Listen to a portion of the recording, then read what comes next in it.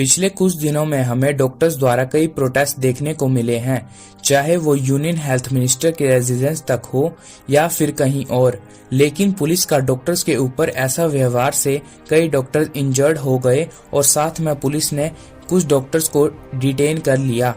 इस प्रोटेस्ट की शुरुआत FORDA यानी कि federation of resident doctor association ने की थी, लेकिन फिर पुलिस के क्रैकडाउन के बाद एम्स और FAIMA डॉक्टर्स ने भी इसे ज्वाइन कर लिया।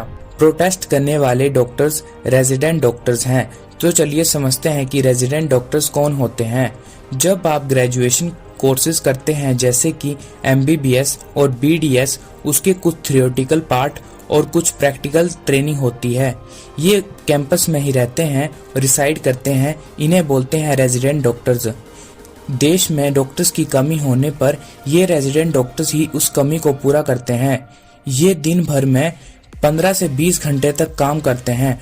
कोरोना की स्थिति में काम करने वाले हमारे वॉरियर्स और कोई नहीं, रेजिडेंट डॉक्टर्स ही हैं। लेकिन अब सवाल ये है कि आखिर क्यों ये रेजिडेंट डॉक्टर्स प्रोटेस्ट कर रहे हैं। ये सारा issue NEET PG counselling delay का है। 2013 से पहले all India pre medical test होता था, जो कि मेडिकल कोर्सेज के एंट्रेंस के लिए।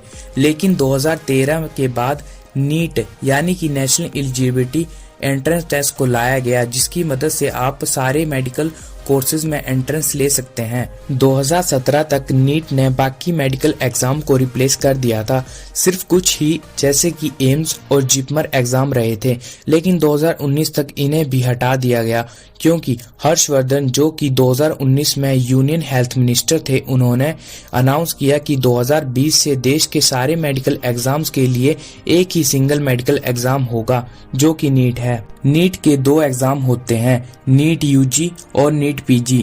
MBBS और BDS जैसे कोर्सेज के लिए आपको नीट UG देना होता है, और अपनी ग्रेजुएशन के बाद अगर स्टूडेंट को पोस्ट ग्रेजुएशन में एडमिशन लेना है तो उसे नीट PG देना होता है, जिसमें वो doctor of medicine, master of surgery and diploma courses आते हैं। नीट UG को NTA यानी कि नेशनल टेस्टिंग एजेंसी कंडक्ट करवाती है, और नीट PG को national board of exam in medical science conduct करवाते हैं। तो चलिए अब समझते हैं कि इनका इशू क्या है।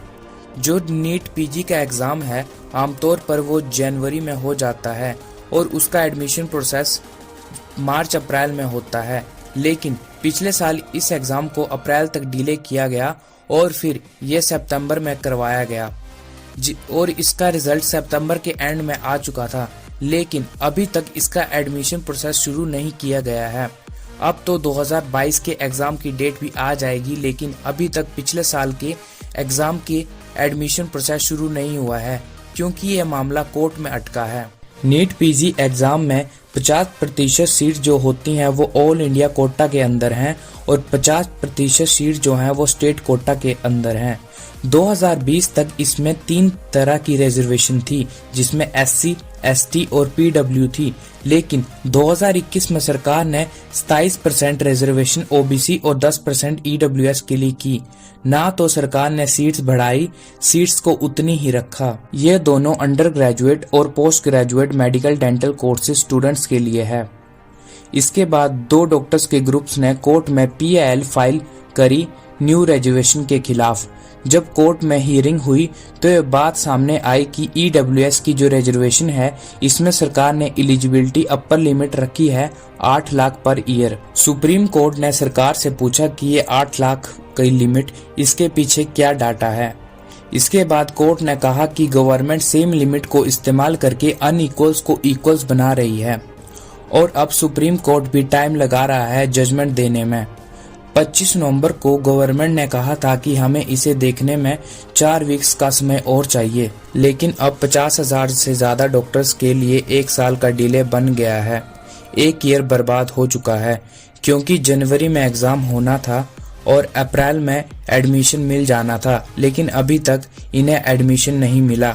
प्रोटेस्ट करने वाले डॉक्टर्स की सिर्फ इतनी सी डिमांड है कि इसकी हियरिंग जल्दी से जल्दी की जाए और उनकी काउंसलिंग करवाई जाए। लेकिन आज हम देख रहे हैं कि पुलिस इनको इस तरीके से ट्रीट कर रही है जैसे ही कोई आतंकवादी हो। पहले के प्रोटेस्ट को अच्छा माना जाता था, लेकिन अब वक्त बदल चुका है। एक चीज जो देश में होती है कि प्रोटेस्ट करने वालों को बदनाम किया जाता है, मीडिया भी सही का साथ नहीं देती और गवर्नमेंट भी किसी के हक का फैसला नहीं सुनाती। तो आज की वीडियो में बस इतना ही, मिलते हैं अगली वीडियो में, तब तक के लिए जय हिंद।